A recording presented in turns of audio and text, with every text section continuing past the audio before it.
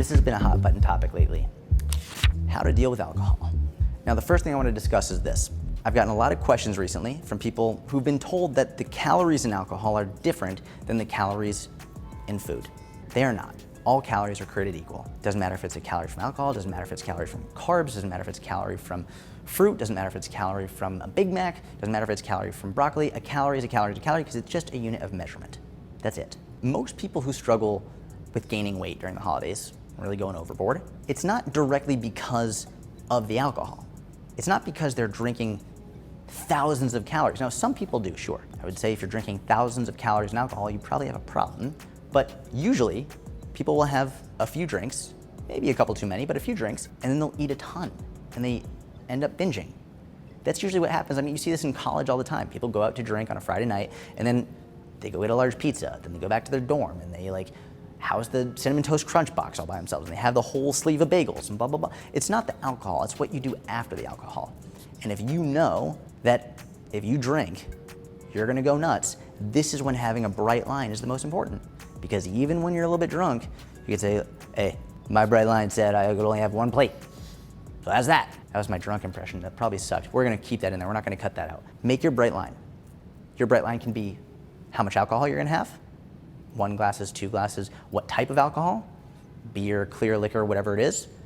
Your bright line could also and or be how much food you're gonna have. Calories, plates, whatever. You choose. Make it specific. But make your bright line something you will not break, regardless of how fucked up you get. Unless you're really fucked up and you're like, all right, whatever, I'm gonna get back on track tomorrow.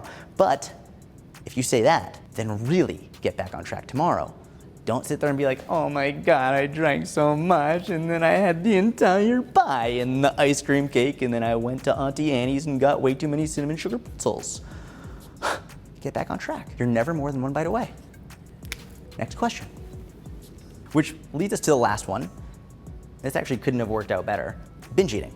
This is another one of the most common questions, literally hundreds of people asking about how to prevent binge eating. And I wanna say this, before I go into it, I have several videos on how to stop binge eating. Both my story on overcoming binge eating from a competitive wrestler and powerlifter in the description. Rico's the link is in the description. Also another video just giving more explicit instructions on how to overcome binge eating. Both of those links are in the description and they're very helpful. Please watch them. What I want to cover here, more than any specific tips or strategies, which are in the videos linked in the description, I want to discuss why people tend to binge eat.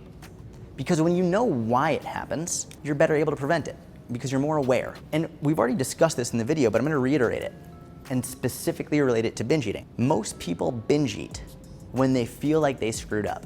It comes already right back to number 1, the first thing we spoke about. Or actually, no, it wasn't number 1. It was how to avoid the sweet treats. Here we are with the sweet treats thing again. When you think that you screwed up, you will use that as a justification to keep screwing up. Now, here's what's really interesting, especially during the holidays, and it sort of ties into this one, but oh my God, this is only gonna be here for this one night, for this one time. A lot of times people will use that as a justification to eat way too much, and they always regret it. Most people are never happy when they eat way past the point of discomfort. They eat and eat and eat emotionally, not because they're enjoying it, but because out of fear, number 1, that they're screwing up, and out of fear that I don't know when the next time I'm gonna be able to eat this is, so I'm gonna eat as much of it now so that I can get the best of it. It is a very dangerous mindset to get into. And this is why I'm a big proponent of flexible dieting, because when you are a more flexible dieter and you don't demonize foods, then you are allowed to have this holiday treats, sweet treats, whenever you want. It doesn't mean eat as much as you want. It doesn't mean you should have them all day, every day. Obviously, the vast majority of your diet should be minimally processed, nutrient-dense foods. Fruits, vegetables, lean proteins, blah, blah, blah. But if you're demonizing foods, you are setting yourself up to binge eat. The reality is this, if you want apple pie or whatever, you can have it whenever you want. It's not bad, it's not gonna ruin your progress. And the more you internalize this, the less likely you are to binge eat. Binge eating is a very complex topic and there's way more to it than this. And if you struggle with it, I would encourage you to seek out a professional. It's very important.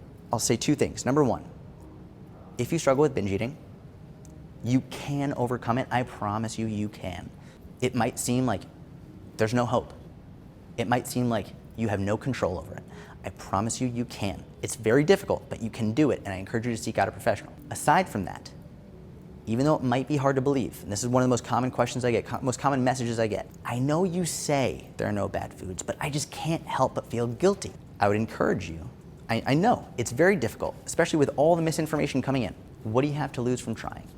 If you're already in a place in which you're very unhappy and you know you don't want to be there, what do you have to lose from giving it a shot, from not demonizing foods? Hasn't worked for you thus far. Try to live a more flexible lifestyle. Try to be okay with moderation. Think about what advice you would give your best friend. If your best friend told you they felt awful for having a slice of pie, what would you tell them? And then what would you tell yourself? If you treat yourself differently than you treat your best friend, that's something to discuss and consider. I'm gonna end on this. I'm gonna reiterate it. There's no such thing as a good or bad food.